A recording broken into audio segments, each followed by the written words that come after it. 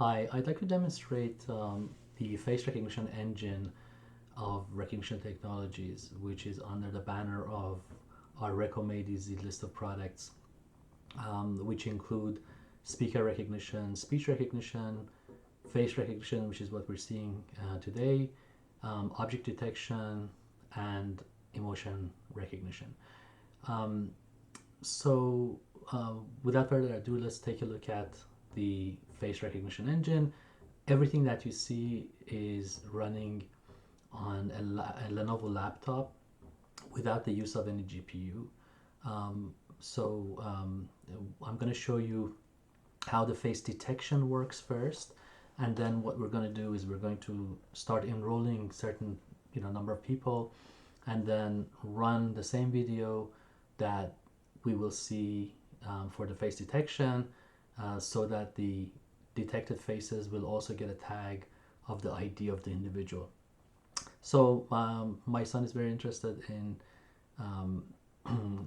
soccer, and specifically Liverpool soccer. So I just randomly picked one of their highlight videos and ran this on my laptop using our engine. So let's take a look at our database first. Okay, here's our database when, right at the beginning. There is basically nobody enrolled in the database. There's just a male and a female.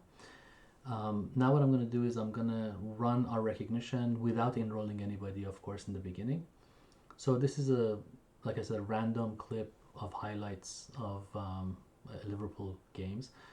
As you can see, it's detecting the faces as it sees it, and of course, since it doesn't have any enrollment data, it doesn't know what the name of these individuals are. So if you look at the bottom of the screen, you'll see the JSON results coming back, which shows the information about like the center of the image and the height and the width, and it also has relative versus absolute locations.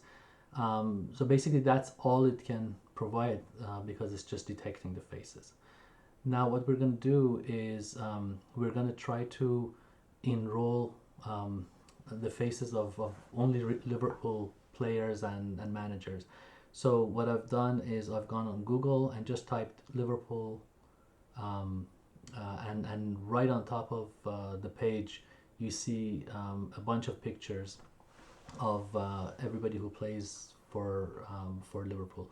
So what I did is I just downloaded 3 images per person, and I'm gonna run the enrollment. As you can see at the bottom, I'm just typing enrollment, and I've put all these images with the corresponding names in a directory, and I'm just passing them to the enrollment. As you can see, it automatically detects the face, and of course, since I've given the claimed ID of the individual, as you can see at the bottom, for example, this one was Adrian, and so on and so forth. You can see that it basically is enrolling these individuals, 3 images per person. It doesn't have to be 3, I just picked it randomly. It could be 1, 2, whatever. It was easy to find 3 pictures for each player. So as you can see, it's just flashing through these. It's actually doing everything, like I said, on a Lenovo laptop. The enrollment is happening faster than real time. The time that you're seeing being the elapsing time is mostly because I want you to see the images and the detection. If you actually just run the enrollment, it would have been over far a long time ago. So as you can see, it's going through. I believe I've trained like 36 individuals, and for each of them, like I said, there are 3 images, and as you can see, it's just going through all of these, and I've put a pause in there so that you can actually see the images. If I didn't display the images, like I said, the enrollment would go a lot faster. All right, now I'm going to reload the database, and as you can see, now there are 40 people, and that just means that 36 people have been added. As you can see here, the list of people who've been added to the database. I can activate them or deactivate them from the database. Now I'm running recognition again, the same recognition, but this time it's not only doing the detection, but if the person's face is in its database, it actually gives you a list of n speakers. You know, you can set the n. So if you look at the bottom, you'll see it's actually showing the top match. For example, Jordan Klopp for that one. And then it shows all the contending matches. So the ones that you see with only a square and no name, they're the ones that it doesn't have any enrollment for, like this person, for example.